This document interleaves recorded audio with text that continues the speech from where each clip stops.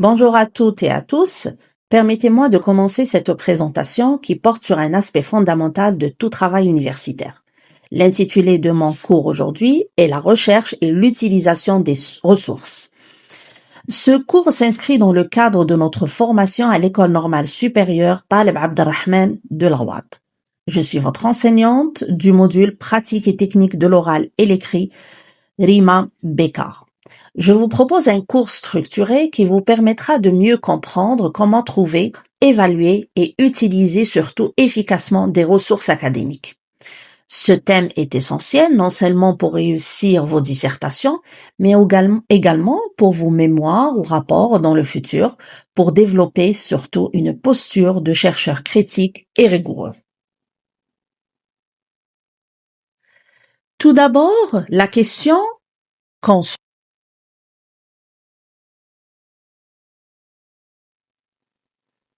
pose, qu'est-ce qu'une source académique?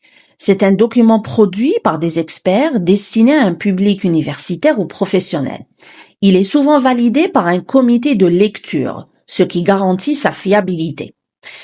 Pour cela, il existe 3 types de sources. Premièrement, les sources primaires. Ce sont des documents originaux, c'est-à-dire ceux qui présentent des informations directes, inédites ou produites par l'auteur lui-même. Elles constituent la base brute sur laquelle les autres types de sources peuvent s'appuyer. Prenons des exemples.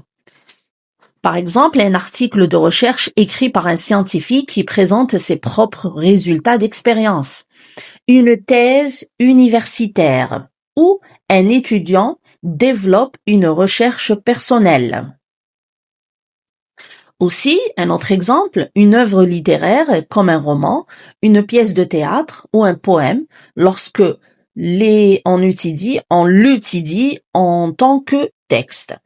On utilise les sources primaires lorsqu'on souhaite analyser directement le contenu produit par une personne ou une équipe. Deuxièmement, les sources secondaires. Ce sont des documents qui interprètent, analysent ou résument les ressources primaires. Elles offrent un regard critique ou une synthèse sur les données originales. Prenons comme exemple une critique littéraire qui analyse un roman, ou bien un article de revue qui commente ou résume plusieurs études scientifiques. Aussi un autre exemple, un chapitre d'ouvrage collectif qui présente un état des lieux sur une question de recherche. Les ressources secondaires permettent de comprendre le contexte, les interprétations et les débats autour des sources primaires. Enfin, les sources tertiaires, comme les encyclopédies ou dictionnaires, qui permettent de repérer ou de résumer l'information.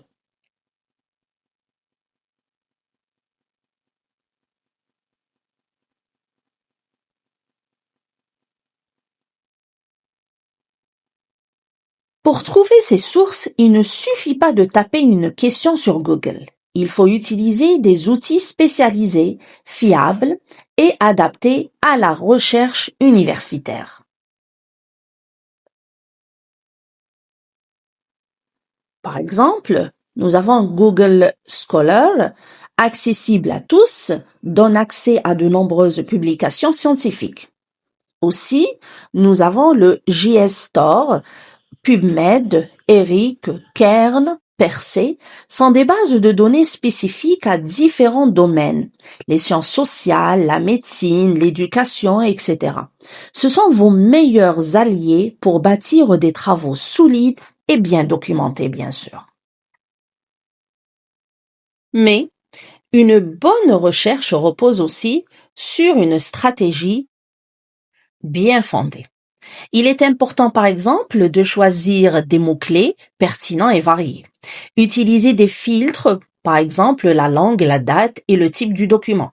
Employer ce qu'on appelle la troncature. Par exemple, au lieu d'écrire le mot environnement en entier, on peut écrire juste les premières lettres, environne. Cela nous permet de trouver toute la liste des mots de la même famille. On peut trouver environnement, environnemental, etc. Et surtout, dans une recherche bien fondée, il faut maîtriser les opérateurs booléens comme and, or, and not pour affiner les résultats. Qu'est-ce que c'est que les opérateurs booléens and, or, not? Ce sont des mots logiques qu'on utilise dans une recherche, par exemple dans Google Scholar ou une base de données académique pour combiner plusieurs mots-clés et ainsi affiner ou élargir les résultats. Voici ce que chacun signifie. And veut dire et sert à combiner deux termes. Les résultats contiendront obligatoirement les deux mots. Cela réduit le nombre de résultats car il faut que les deux termes soient présents dans le même document. Exemple, réseaux sociaux and adolescents. Les résultats qui vont nous être affichés, ce sont les documents qui parlent à la fois des réseaux sociaux et des adolescents. Le deuxième mot, or, il veut dire en français ou, sert à élargir la recherche. Les résultats peuvent contenir l'un ou l'autre mot. Il est très utile pour inclure des synonymes ou expressions similaires. Exemple, on peut écrire adolescent or jeune. Donc, les résultats affichés seront les documents qui parlent soit des adolescents, soit des jeunes, soit des deux concepts. Troisième outil booléen, not. Not veut dire sauf. Il sert à exclure un mot des résultats. Cela filtre les résultats ou en supprimant ceux qui contiennent un terme non désiré. Exemple, on peut écrire réseaux sociaux, not marketing. Les résultats affichés, ce sont les documents sur les réseaux sociaux, mais pas ceux qui parlent du marketing. Alors, pourquoi utiliser ces techniques? Parce qu'ils permettent d'obtenir des résultats plus précis, mieux ciblés et surtout nous permettent d'éviter les documents inutiles ou trop généraux. Ce sont des outils puissants pour faire une recherche universitaire efficace.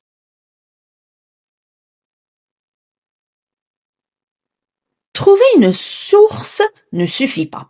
Il faut l'évaluer. Comme je vous disais à chaque fois,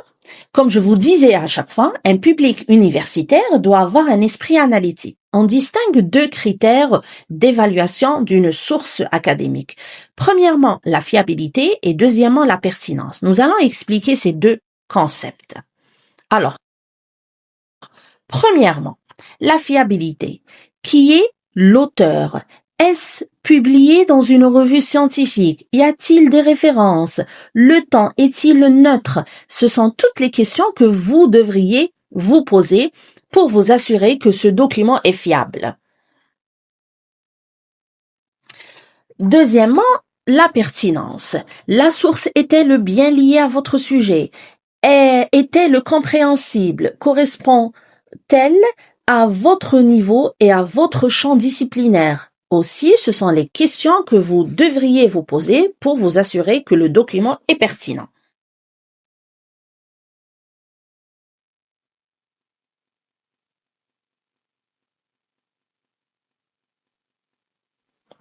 Pourquoi? Pour appuyer vos arguments, situez votre réflexion dans un cadre scientifique et bien sûr, évitez le plagiat. Pour cela, il existe 3 manières principales d'intégrer une source. Premièrement, la citation directe. Elle consiste à reproduire exactement les mots d'un auteur sans les modifier et à les placer entre guillemets. Pourquoi utiliser une citation directe? On y a recours lorsque les mots de l'auteur sont particulièrement clairs, marquants ou bien formulés, la formulation est difficile à paraphraser sans en altérer le sens, ou bien on veut soutenir un argument en montrant que l'on s'appuie sur une autorité reconnue. Par exemple, Selon Bourdieu, en 1900, on met toujours la date entre parenthèses, 1984, lorsqu'il a dit « La distinction est une forme de violence symbolique. Ce que nous devrons retenir, premièrement, il faut toujours citer la source, le nom de l'auteur, la date, la page si c'est possible. Deuxièmement, il ne faut pas modifier les mots de l'auteur. Une exigence très importante, il ne faut surtout pas modifier les mots de l'auteur. Et troisièmement, il ne faut pas oublier, une citation directe doit être intégrée dans votre propre réflexion et non remplacer votre travail d'analyse. Deuxièmement, nous avons ce qu'on appelle la citation indirecte. Elle consiste à reformuler les idées d'un auteur dans vos propres mots, sans les citer mot pour mot, mais en respectant fidèlement le sens original. Pourquoi utiliser une citation indirecte? Premièrement, pour intégrer une idée dans votre texte de façon plus fluide. Deuxièmement, pour éviter de multiplier les guillemets et rendre l'écriture plus naturelle. Et troisièmement, pour montrer que vous avez compris l'idée de l'auteur et que vous savez l'expliquer avec vos propres mots. Alors, la citation directe, comme on a dit tout à l'heure, elle doit être écrite avec les guillemets. Par contre, la citation indirecte, nous allons reprendre la même citation que tout à l'heure, celle de Bourdieu de 1984. Nous allons reformuler sa citation. On pourrait dire que Bourdieu, en garde la date de son ouvrage entre parenthèses, considère que les préférences culturelles servent à expliquer une forme de domaine symbolique. Donc, dans ce second exemple, l'idée est la même, mais les mots ont été changés. Il s'agit donc d'une reformulation et non d'une copie textuelle. Alors, à ne pas oublier, même si vous ne mettez pas de guillemets, vous devez citer l'auteur et l'année de son ouvrage. Il ne faut pas déformer l'idée de l'auteur. Aussi, une citation indirecte reste une idée empruntée. Elle doit donc être attribuée à son auteur.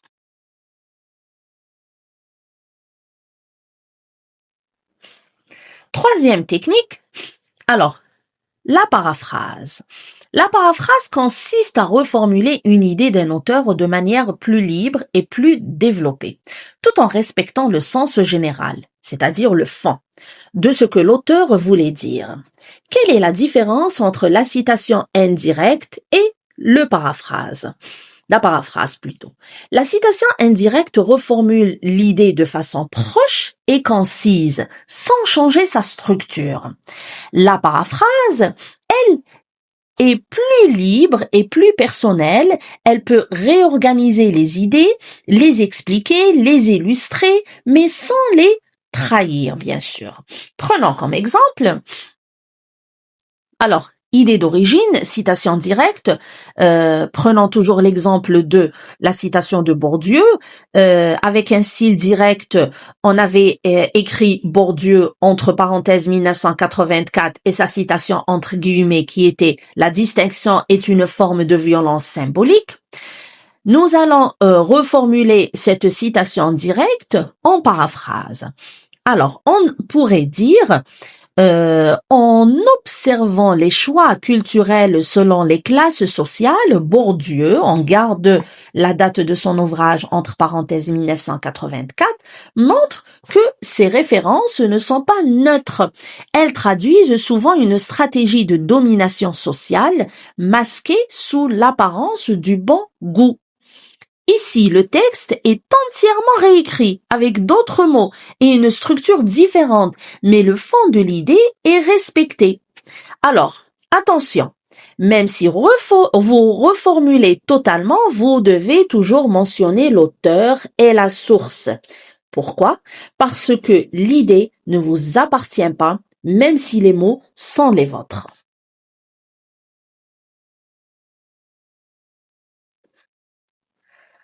Alors, quand on écrit un travail académique, dissertation, rapport, mémoire, article ou autre, il est important de respecter un style de citation, c'est-à-dire une façon précise de présenter les références dans le texte et en bibliographie. Chaque domaine universitaire utilise généralement un style spécifique.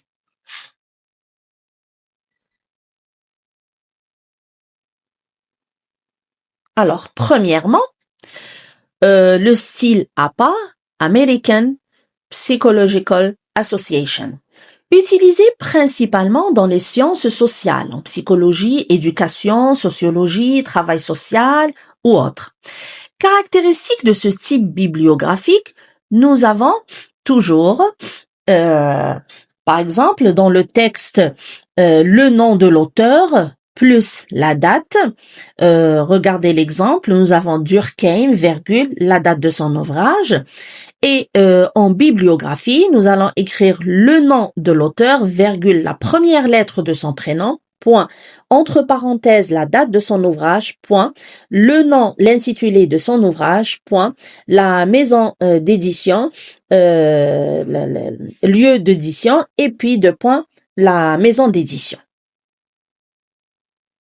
Alors, deuxième norme de citation, nous avons ce qu'on appelle le MLA, Modern Language Association, utilisé dans les lettres et les études littéraires, surtout en anglais. Ces caractéristiques, il met l'accent sur le nom de l'auteur et la page, mais pas la date. Prenons comme exemple, dans le texte, on va écrire Flaubert, point 72, c'est la page, et en bibliographie, on va écrire Flaubert, virgule, Gustave, le prénom de l'auteur, point, la date de l'ouvrage, point, lieu d'édition, virgule, et la maison d'édition, virgule, et la date de l'ouvrage. Alors, passons maintenant à la troisième norme de citation, qui est celle de Chicago ou Turabian, utilisée en histoire et dans certaines disciplines en sciences humaines. Deux versions possibles, auteur, date ou note de bas de page. Les caractéristiques de cette norme de citation, c'est qu'elle est très détaillée, souvent avec des notes en bas de page. Exemple, avec des notes, on va, note de bas de page, par exemple, le petit 1, Gustave Flaubert, nous allons écrire le nom et les prénoms de l'auteur, virgule, Madame Bovary, l'intitulé de l'ouvrage, et entre parenthèses, nous allons écrire le lieu et la maison d'édition, ainsi que la date d'édition, virgule, et là, enfin, nous allons écrire la page de cet ouvrage. Alors, pourquoi c'est important? Cela permet à vos lecteurs de retrouver facilement vos ressources. Alors, à présent, regardons ensemble ce tableau comparatif des trois principaux styles de citation utilisés dans les travaux universitaires. Tout d'abord, le style APA est le plus courant dans les sciences sociales, comme la psychologie, l'éducation ou la sociologie. Il se caractérise par une citation entre parenthèses qui inclut le nom de l'auteur et l'année de publication, par exemple Durkheim, 1897. La bibliographie est également très structurée en mentionnant l'auteur, l'année, le titre en italique, puis le lieu et l'éditeur. Ensuite, nous avons le style MLA. Utilisé dans les domaines des lettres, de la littérature et des langues, ce type met plutôt l'accent sur le nom de l'auteur et la page du passage cité, sans mentionner l'année dans le texte. Cela nous donne des citations comme, entre parenthèses, Flaubert 72, point. En bibliographie, l'éditeur et l'année viennent à la fin après le titre. Enfin, le style Chicago, souvent employé en histoire et sciences humaines, utilise le plus souvent des notes de bas de page très détaillées. C'est un style qui donne beaucoup de précision, notamment sur l'édition, l'année et parfois même la collection. Il existe aussi une version auteur-date, mais la version avec notes est la plus traditionnelle. Ce tableau nous permet donc de comparer les spécificités de chaque style selon la discipline concernée.